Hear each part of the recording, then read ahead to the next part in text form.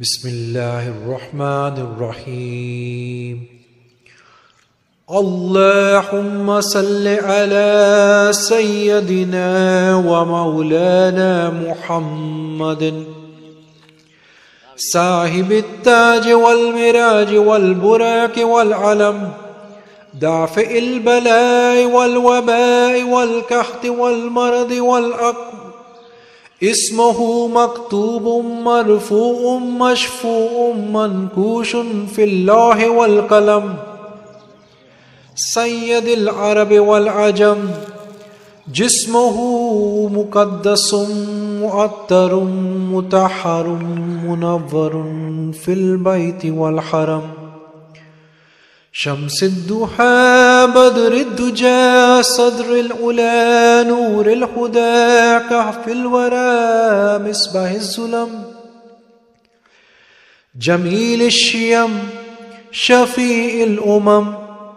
صاحب جود والكرم، والله عاصمه وجبريل خادمه، والبراق مركبه والمراج سفره، وسدرة المنتهى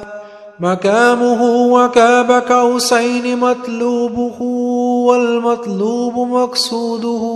والمقصود موجوده، سيد المرسلين خاتم النبيين شفيع المذنبين،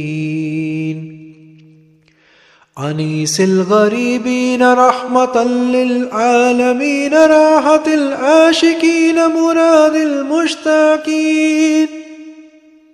شمس العارفين سراج السالكين، مصباح المقربين محب الفقراء والغرباء والمساكين، سيد الثقلين نبي الحرمين إمام القبلتين وسيلتنا في الدارين، صاحب كعب قوسين